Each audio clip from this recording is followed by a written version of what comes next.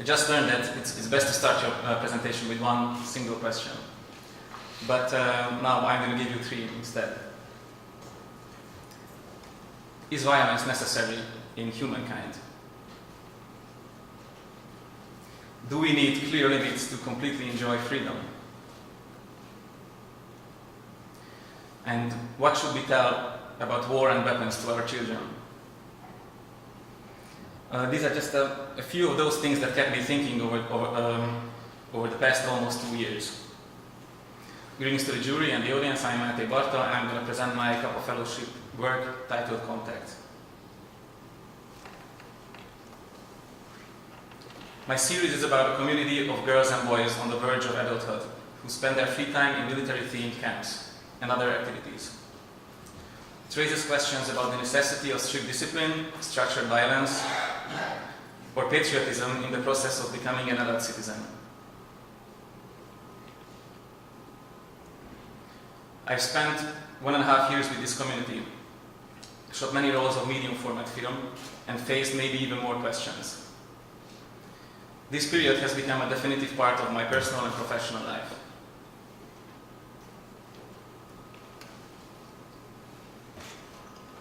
On an early summer day, after hours of driving, I finally arrived at the small village. It was late in the afternoon. A young girl wearing a camouflage outfit was waiting for me. Leaving the main road, we continued towards the surrounding forest. Comments echoed among the trees as we reached a small clearing. There, between military tents, uniformed children were lining up silently. One of them struggled with push-ups, with an officer counting above him. Then I was led to the canteen tent, where another team was preparing the tables for dinner. We sat down with the leaders of the camp, László, a former French Legion soldier, and Zsuzsa, a family support expert.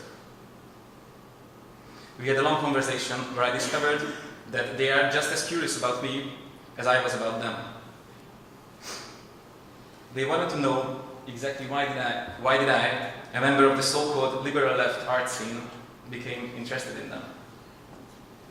And I don't quite remember my answer, but honestly, it must have been the attraction of weapons and uniforms on children. Something we, or at least I, associated with some kind of a dystopian vision of violence and order.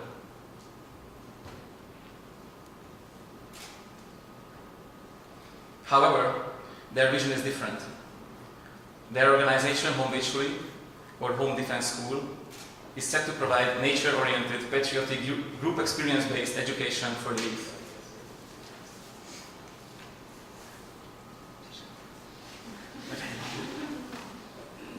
Oops, sorry.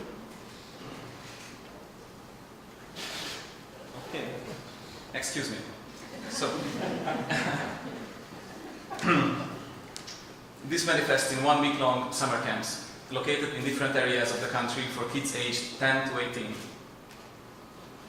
They are an NGO not being connected to the National Bureau of Home Defense, meaning the participants are there for their own fun, putting down the uniforms when these programs finish. The camps have a strict schedule. Waking up at dawn, running and doing exercises in the morning cold, followed by the orderly serving of a simple breakfast, which is then cleaned away by a service team. The officers, kids themselves, control the community of 40-50 people with confidence.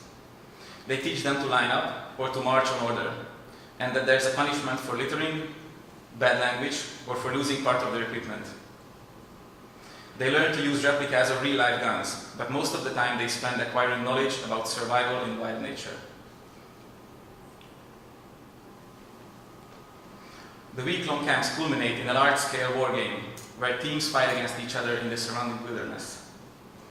They march, attack and retreat, inflicting and acquiring a few dozen minor wounds from plastic bullets. They are completely excited about it, even if venturing in the wild involves a bit of starving, being unable to sleep, or being a little afraid.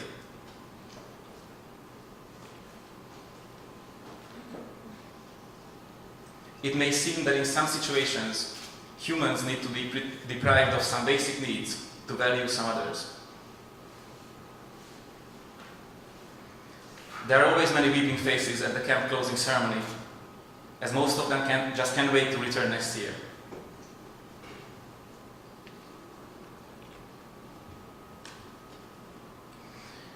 The leader's belief is that in our current society, only a militaristic approach is able to form a strong community, while demonstrating the importance of effort and the value of simple things, such as warm food or a comfortable bed. For some, the ban on phone usage or camping itself means heavy physical and mental pressure. The so-called motivational training aimed at pushing one's boundaries may look quite frightening. Children creeping in mud or sweating under the sun while being shouted at. Some quit underway, and others decide not to take part at all. Still, around the evening campfire, they are all proud of telling stories about completing what they could do together. By this time, they've truly become a collective. The price they've paid is just a small bit of their dignity. And in the meantime, the children slowly arrive at the peak of their adolescence, facing responsibilities, freedom and limits, pain and friendship, and love, perhaps for the very first time.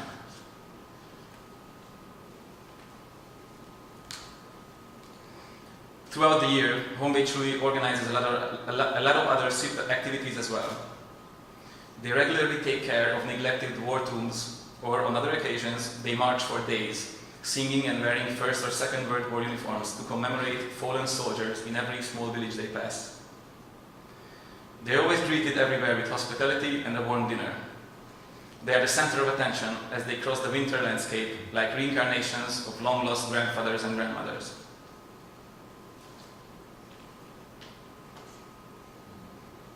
They are lodged in local school buildings where they spend the nights with telling stories and being young. For many of them, these adventures provide the only solid ground in life, a framework to understand the world and their position in it. I, at the same time, had to realize I kept the notion of patriotism in the same box, where I locked up weapons and war as well. Things that I generally shouldn't think too much about. I guess this has to do something with living in a country with a long history of losing war after war.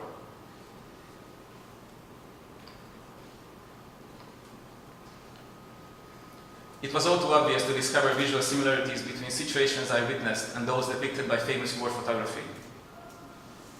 But it took me more time to understand that the function of these pictures is similar as well. World War soldiers took photography and photographers rather seriously, because this was a way of proving their heroism in battle and their humanity and togetherness behind the front line. The looks on these faces aren't necessarily a part of the role play. It is the pride and excitement of being someone.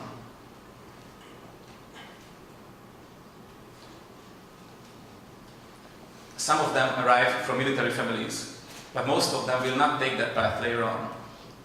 Those who were attracted by the love of computer games will change their minds about this matter exactly because of the hardships they experience in the camps.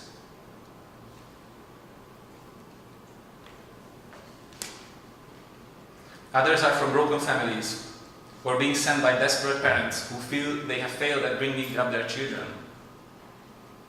These kids regularly tell they receive more attention during this 1 week period than in a year at home.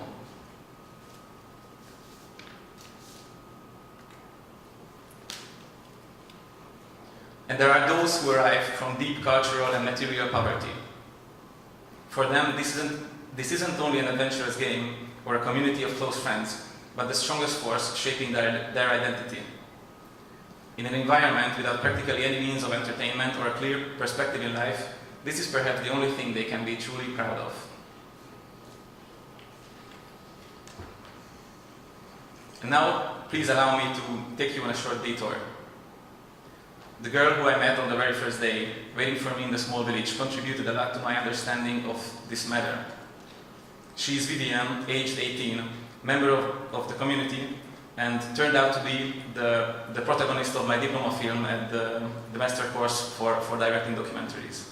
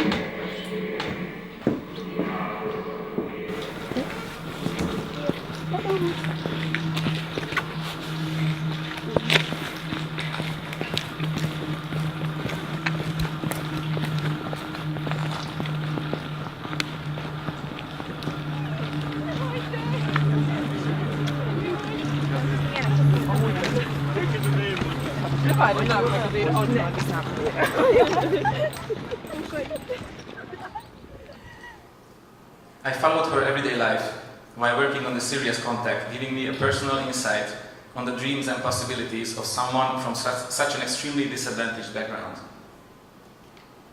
I have witnessed many times how the philosophy of Hungary truly helped her to move forward, the strength she's been able to drive from the fact she has a community. By practically living with these people, I came to understand what identity means for someone who has no chance to have another one. In other words, one may not have the chance to choose an identity as it is a product of a specific environment.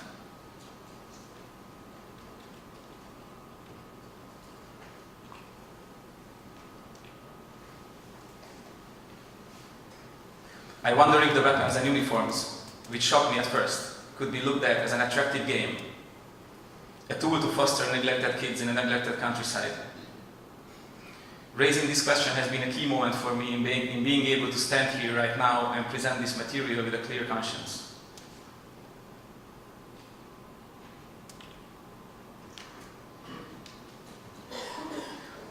Being ethical is one of the highest importance for me as an artist.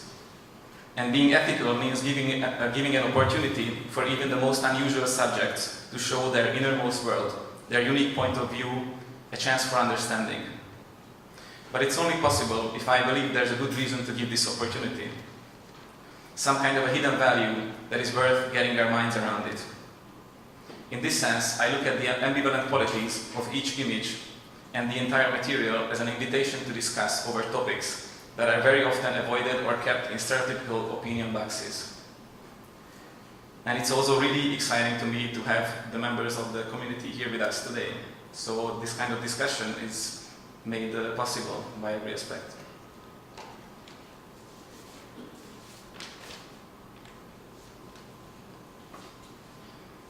I genuinely fear war, and I have never idealized violence either. The presence of weapons and death as a thought made me uncomfortable in a kids' camp. But it was an equally surprising and liberating experience to hear about the importance and uniqueness of life in the very same context from them. What I would have labeled at first with terms like conservative or nationalistic later seemed hard to place in the coordinate system of today's popular ideologies. Perhaps just the same way I didn't quite fit their initial vision of a liberal left artist. Over time, I noticed my presence changed them as well. I was a messenger from a world that is far away from them, and they listened to all of my stories about working in the press, or living as an artist with interest. And while I remain who I am in a world that just might be taking a big right turn, I have to admit that their method of demonstrating the value of nature or a community left a deep impression on me.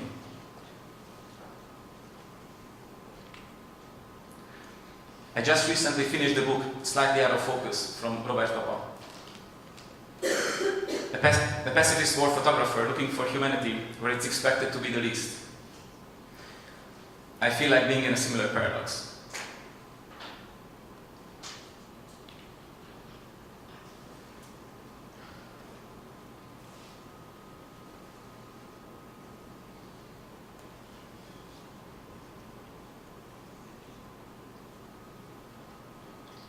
Images of violence surround us in the shape of photography, films, toys, and video games. I have come to realize that perhaps for this very reason, my standpoint on weapons, war, or home defense is vague and one-sided. Like the 13-year-old who's falling back on the ground over and over again, but he's still trying hard to climb that muddy rope. The same way I'm trying to refine my approach.